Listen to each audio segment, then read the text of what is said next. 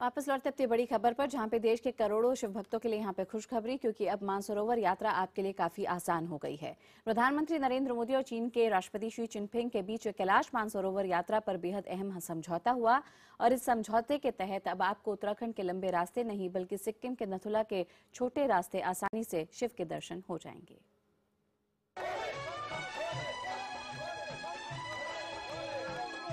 भोलेनाथ के भक्तों के लिए अच्छी खबर, अब भोलेनाथ का रास्ता हुआ आसान और भोलेनाथ के भक्तों की मुश्किल भी हुई आसान। अब मुश्किल पहाड़ों पर पैदल और टट्टुओं के सहारे चढ़ाई के कष्ट से निजात पाएंगे भोलेनाथ के भक्त।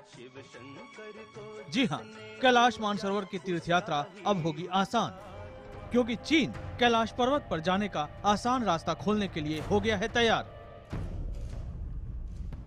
भारत और चीन के बीच आर्थिक और सांस्कृतिक समझौतों के अलावा धार्मिक यात्रा पर भी सहमति बनी। लंबे समय से भारत मांग कर रहा है कि कैलाश मानसरोवर की धार्मिक यात्रा को आसान बनाने के लिए चीन तिब्बत के रास्ते भारतीय श्रद्धालुओं को कैलाश जाने दे।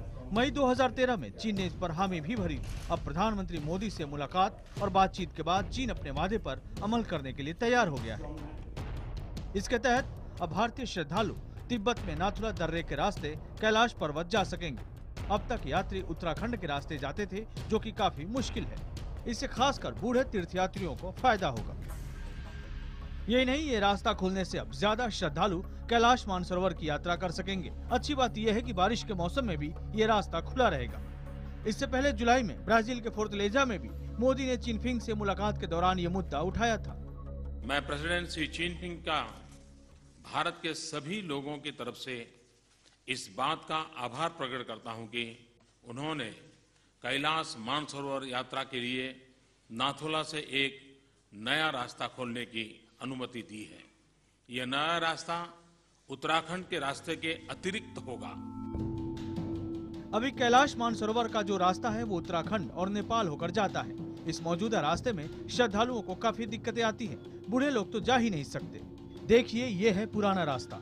दिल्ली से आप उत्तराखंड के काठगोदाम पहुंचते हैं, फिर अल्मोड़ा होते हुए बागेश्वर, दीदीहाट, धारचूला होते हुए गुंजी तक जाते हैं। यहाँ से पैदल रास्ता शुरू हो जाता है, जो श्रद्धालु पैदल और टट्टू से पूरा करते हैं। गुंजी से कालापानी के रास्ते नवीदांग पहुँचते हैं, फिर वहाँ से लिपुलेख पास होते हुए ताकलाकोट से मानसरोवर और फिर वहाँ से पारखा होते हुए दारचेन और फिर कैलाश पर्वत। मौजूदा रास्ते में 19,500 फुट की चढ़ाई शामिल है।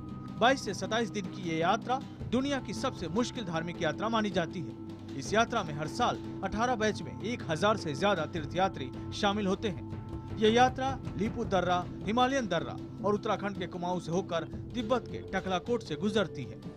पिछले साल जून में उत्तराखंड की बाढ़ में ये रास्ता बुरी तरह से क्षतिग्रस्त हो गया था।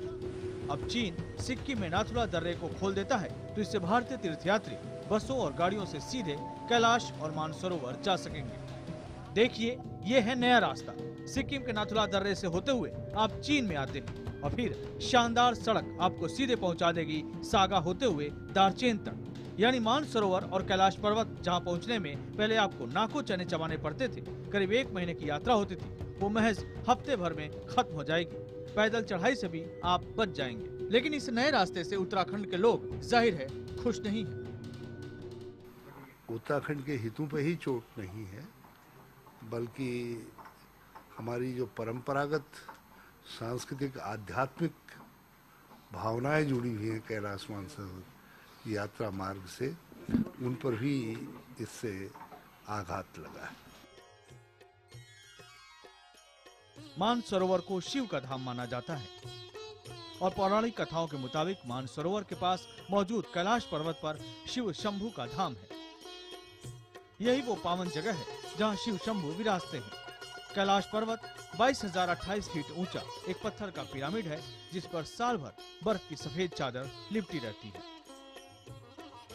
ये 4 धर्मों तिब्बती, बौद्ध, जैन और हिंदुओं का आध्यात्मिक केंद्र है।